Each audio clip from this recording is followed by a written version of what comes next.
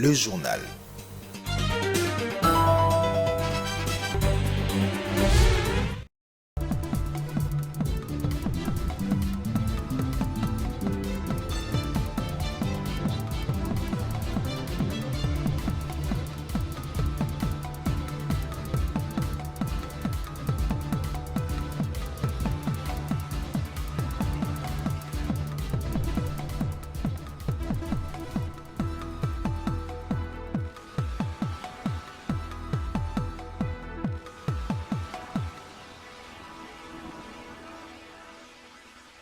Un avion de chasse congolais non armé a survolé malencontreusement l'espace aérien rwandais ce lundi. Tout en reconnaissant l'incident, les autorités congolaises expliquent que cela n'est aucunement lié à l'intention de violer l'intégrité territoriale de voisins. Et puis COP27 en Égypte, la RDC est représentée par le Premier ministre et d'autres membres du gouvernement, dont la ministre de l'Environnement F. Bazaïba, qui a à cette occasion donné la position de la RDC sur les enjeux climatiques. Mesdames, Messieurs, bienvenue. Plus de 200 pays participent depuis ce dimanche 6 novembre à la 22e conférence mondiale sur le climat, la COP27, qui se déroule en Égypte, ira jusqu'au 18 novembre 2022. Aïf Bazaïba, vice-premier ministre, ministre de l'Environnement et Développement durable, a donné la position de la RDC sur les questions climatiques à ses assises. Gisèle Malamba. La grande messe mondiale sur le climat a ouvert ses portes le dimanche 6 novembre 2022. La COP27, qui regroupe plusieurs États qui luttent contre les réchauffements climatiques dans le monde, se tiendra du 6 au 18 novembre 2022. Classée 6e année la plus chaude, l'année 2022 est particulièrement difficile avec diverses catastrophes naturelles et des pertes estimées à des millions de dollars. La RDC y a pris part par son chef du gouvernement et aussi son vice-premier ministre, ministre de l'Environnement et Développement durable, F. Bazaïba, qui propose un changement de paradigme. Pour elle, il faut quitter la logique de l'aide au développement pour privilégier les partenariats gagnant-gagnant. Elle appelle à plus d'actions de fonds d'adaptation. Nous voulons qu'au sortir de la COP22, que nous ayons des éléments concrets et fiables, a-t-elle déclaré. Outre ces plaidoyers, F. Bazaïba a aussi souhaité que l'on fasse un distinguo clair entre les fonds d'adaptation et ceux qui concernent les pertes de dommages que les pays moins avancés considèrent comme des urgences. Notons que le chef de l'État Félix-Antoine Tshisekedi ne prendra pas part à ces assises vu la situation qui prévaut à l'est de la République démocratique du Congo.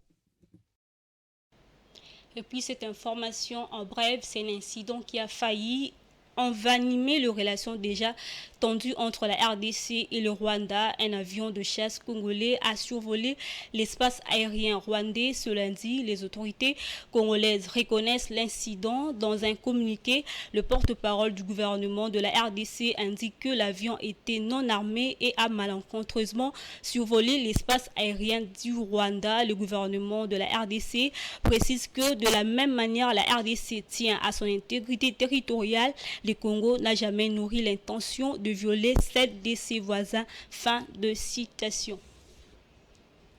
Autre chose, le Rwanda et la République démocratique du Congo s'accordent à chercher la résolution de l'escalade militaire par de voie politique. C'est l'une des grandes décisions issue d'une rencontre de ministres des Affaires étrangères de la RDC et du Rwanda en Angola. Sous l'égide du ministre angolais des Affaires extérieures, les deux pays se sont engagés à maintenir les dialogues politiques. Patrick Lunga. Dans un communiqué conjoint, le ministre congolais des Affaires étrangères Christophe Lutundula, son homologue rwandais Vincent Biruta et le ministre angolais des Relations extérieures ont convenu que les parties doivent accélérer la mise en œuvre de la feuille de route du 6 juillet de cette année. En cette date, le président congolais Félix Tshisekedi avait rencontré son homologue rwandais Paul Kagame dans un sommet sous les auspices du président angolais Joao Lourenço, médiateur désigné de l'Union africaine pour réconcilier Kinshasa et Kigali et lancer la désescalade au nord Kivu. Le sommet tripartite avait ordonné le cessez-le-feu entre le M23 et les FARDC et le retrait du mouvement rebelle de ses positions. Les conclusions du sommet tripartite du 6 juillet n'ont jamais été appliquées. Au contraire, sur le terrain, les combats se sont intensifiés et le M23 a gagné du terrain en capturant quelques localités au nord Kivu. La réunion du 6 juillet avait été suivie de la réunion toujours à Luanda de la commission mixte permanente RDC-Rwanda le 21 et le 22 juillet. Samedi 5 novembre, le ministre du Rwanda et de la RDC ont convenu de mettre en application les engagements de toutes les réunions antérieures, mais également déployer un mécanisme conjoint de vérification ad hoc à Goma au Nord Kivu. Le Rwanda et la RDC sont actuellement en froid depuis la reprise des affrontements entre l'armée congolaise et les rebelles du M23 qui ont ressurgi en 2021, 8 ans après avoir été militairement défaits par l'armée congolaise. À Goma, on parle de plus de 2000 jeunes qui s'y sont enrôlés dans l'armée congolaise, répondant ainsi à l'appel lancé par le président congolais Félix Tshisekedi. Ces mouvements est aussi observé également à Kinshasa et dans d'autres provinces, a indiqué le porte-parole de FARDC, le général Sylvain Ekenge. Et non Kisei. En réponse à l'appel lancé aux jeunes par le chef de l'État lors de son adresse à la nation pour qu'ils s'enrôlent massivement dans l'armée, le général Sylvain Ekenge révèle que les forces armées de la République démocratique du Congo procèdent déjà au recrutement massif des jeunes pour servir sous les drapeaux. Il faut que tous les jeunes Congolais patriotes viennent pour appuyer les FARDC. C'est un vrai sacrifice, mais nous ne voulons pas que notre pays tombe. Nous les jeunes, on va se battre. Au moment où je parle, a-t-il dit, ils sont à plus de 2000 rien qu'à Goma. Et de poursuivre, ici à Kinshasa, il y en a qui sont déjà arrivés au centre d'instruction de Kitona depuis avant-hier et hier. Certains continuent à être orientés vers Kitona. À la question de savoir pourquoi et comment s'enrôler, le général Sylvain Ekenge indique que, je paraphrase, on s'enrôle dans l'armée en cette période particulière parce que la nation est en danger et a besoin de ses dignes fils et filles pour la servir sous les drapeaux, défendre l'intégrité du territoire et protéger les Congolaises et Congolais ainsi que leurs biens. Et nous avons ces devoirs-là en tant que citoyens, a dit le général Sylvain Ekenge. Pour ceux qui veulent s'enrôler, explique-t-il, il faut se diriger à l'état-major de la région militaire, comme à Kinshasa. Dans les provinces, il faut également se diriger dans les états-majors des régions militaires. On est en train de recruter parce que c'est là qu'on trouve la direction d'information, de sélection et d'orientation, appelée DISO, a-t-il dit. Et là où ces cellules de DISO n'existent pas, l'armée va déployer des équipes de recrutement, fait-il savoir. Notons que les conditions exigées sont notamment être jeune âgé de 18 à 25 ans, disposer d'une moralité et d'une bonne santé physique et mentale.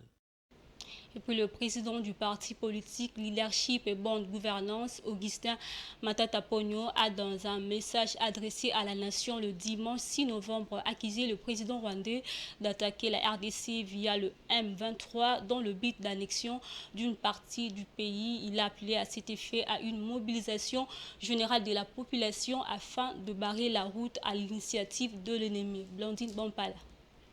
Mes chers compatriotes, en ces jours d'affliction, où mes frères et sœurs du Nord Kivu, et particulièrement des Bunagana et des Rutshuru, sont affectés par la guerre nous imposée injustement par le Rwanda à travers le M23, il est de mon devoir patriotique, en tant que Congolais, élu du peuple, chef du parti politique LGD, et candidat président de la République aux prochaines échéances électorales, de m'adresser non seulement à une partie de la population meurtrie, mais aussi au peuple congolais dans son ensemble, ainsi qu'à la communauté internationale. À mes frères et sœurs de Bunagana et de Rutshuru, je vous renouvelle une fois de plus ma compassion et ma sollicitude, et vous rappelle que vos souffrances sont les miennes, vos pertes de biens sont les miennes, vos deuils sont les miens, vos larmes sont les miennes aussi. Je suis de cœur avec vous et je ferai tout ce qui est possible pour que ce genre d'agression, plusieurs fois larvé en mouvement de rébellion, s'arrête un jour de manière définitive. Je félicite et soutiens les forces armées congolaises qui se battent pour préserver la paix et la sécurité de nos frères et sœurs sur les fronts. Au peuple congolais, dans son ensemble, je vous appelle à une mobilisation générale, car, en effet, il ne s'agit pas d'une rébellion interne, mais plutôt d'une guerre d'agression à visée expansionniste avec comme objectif final l'annexion d'une partie de notre... Parlons sport à présent. La Fédération congolaise de football association FECOFA en sigle a mis en place une commission d'enquête pour abus sexuels sur le jeune joueur congolais après les révélations faites par les journalistes et enquêteurs français Romain Molina à ces sujets. Blessé Kouzola. La Fédération congolaise de football association a institué vendredi 4 novembre dernier une commission pour enquêter sur l'existence d'un réseau pédophile dans le milieu du football à travers le pays. Selon son communiqué, cette commission devra recueillir les informations en vue de constituer de pièces à conviction avant d'initier des procédures administratives et disciplinaires conformément au règlement sportif. L'organe fêtier du football congolais encourage ainsi les victimes éventuelles des abus sexuels de contacter la dite commission opérationnelle dès ce lundi 7 novembre. La FECOFA, qui tient à la préservation de la donne sociétaire du football, facteur d'intégration et de la cohésion de peuple, s'est dit être prête à collaborer avec toutes les instances compétentes et organisations de défense des droits de l'homme et de l'enfant en vue de porter de la lumière, somme toute grave, a souligné la FECOFA dans ses communiqués qui portent la signature de son secrétaire général belge Sitouatala. L'idée d'instituer cette commission d'enquête émane du ministre des Sports Serge Kondé-Tchembo. Il s'est dit pour sa part indigné d'apprendre ces allégations d'abus sexuels et autres pratiques immorales commises par certains encadreurs sur de jeunes footballeurs à travers le pays. Serge Kondé a donc invité les fédérations et groupements sportifs congolais de mettre en place des politiques de protection de jeunes athlètes et surtout de jeunes filles contre toute forme d'abus et d'harcèlement sexuel. Place à la page internationale.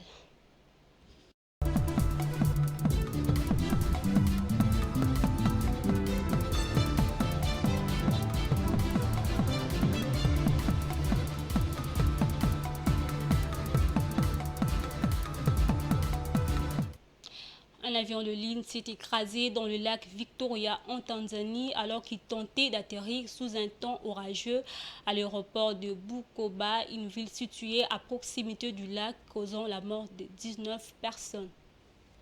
Un avion de ligne de la compagnie Precision Air avec 43 personnes à bord s'est abîmé dimanche 6 novembre dans le lac Victoria en Tanzanie, avant d'atterrir dans la ville de Bukoba, dans le nord-ouest du pays, ont indiqué les autorités tanzaniennes en ajoutant que les opérations de sauvetage étaient en cours. L'origine de l'accident n'était pas connue à ce stade, mais la radio publique a indiqué que l'événement était survenu dans un contexte d'orage et de fortes pluies. Le bilan de l'accident s'élève désormais à 19 morts, a annoncé le Premier ministre Kassim Majaliwa après un précédent bilan de 3 morts parmi les 43 personnes à bord.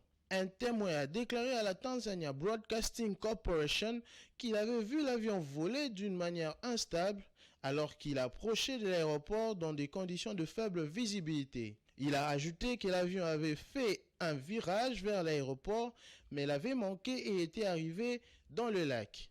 Un responsable local, le commissaire régional Albert Chalamila, avait auparavant indiqué que 26 personnes avaient pu être secourues sur les 43 personnes à bord, dont 39 passagers, le 2 pilotes et 2 membres de l'équipage. Les survivants ont été admis à l'hôpital de la ville, avait-il dit.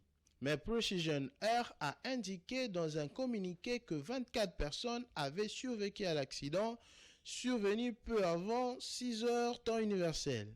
Une source au sein de la compagnie a quant à elle précisé à l'AFP que 2 autres personnes hospitalisées n'étaient pas à bord de l'avion parti de Dar es Salaam à destination de Bukoba, situé au bord du lac Victoria, le plus grand en Afrique, et celui où le Nil prend sa source. Des vidéos diffusées sur les médias locaux montrent l'avion en grande partie submergé alors que le sauveteur à l'eau tente de récupérer les survivants. Le secouriste tente de soulever l'avion hors de l'eau à l'aide de câbles et de grues. La présidente Samia Suluhu Hassan a exprimé ses condoléances aux personnes touchées par l'accident. Pour terminer, dans le cadre de la COP27 qui se tient en Égypte, la communauté des États d'Afrique de l'Ouest reste déterminée, d'une part pour plus de réduction des émissions de gaz à effet de serre, d'autre part l'objectif c'est d'atteindre 100 milliards de dollars du fonds vert pour le climat en parallèle du nouvel objectif 2025. Edouard Funda et Enoch Issei. Comme attente prioritaire de la communauté économique des États de l'Afrique de l'Ouest sur la préservation du climat, l'augmentation de l'ambition de réduction des émissions de gaz à effet de serre occupe la première ligne. Pour les acteurs du climat, dont la société civile, il est nécessaire que la communauté internationale, plus particulièrement les États émettant le plus d'émissions, renvoient leur ambition à la hausse en matière de réduction des gaz à effet de serre. Les objectifs des CDN, la contribution déterminée au niveau national, attendez les plans détaillés que chaque pays est tenu d'établir dans le cadre de l'accord de Paris, doivent être augmentés pour maintenir l'objectif 1,5 degré Celsius au risque de générer davantage d'impacts irréversibles pour les pays les plus vulnérables. Une attente qui embraye sur l'article 6 de l'accord de Paris visant à générer de nouvelles opportunités de financement dans la région, les nouveaux mécanismes de marché carbone devant être immédiatement opérationnalisés conjointement à la mise en œuvre du programme de renforcement des capacités, adaptation, pertes et préjudices, finance climat assorti de l'objectif de 100 milliards de dollars américains du Fonds vert pour les climats toujours en attente, en parallèle de la définition du nouvel objectif 2025. Les attentes de la CEDEAO vis-à-vis de la COP27 restent accrochées aux résolutions de Sharm el-Sheikh. Un pavillon ouest africain sera dans la cité balnéaire. L'espace sera équipé d'une salle de conférence et constituera une plateforme pour valoriser l'action climat des institutions régionales ainsi que celle de leurs États membres, renforçant ainsi la voix de l'Afrique de l'Ouest et sur la scène internationale climat. Ce journal est terminé, place au rappel des titres. Le chasse congolais non armé a survolé malencontreusement l'espace aérien rwandais ce lundi. Tout en reconnaissant l'incident, les autorités congolaises expliquent que cela n'est aucunement lié à l'intention de violer l'intégrité territoriale de voisins. Et puis COP27 en Égypte, la RDC est représentée par le Premier ministre et d'autres membres du gouvernement, dont la ministre de l'Environnement F. Bazaïba, qui a à cette occasion donné la position de la RDC sur les enjeux climatiques. Voilà, c'est la fin de ce journal. Merci à vous de l'avoir suivi. Au revoir.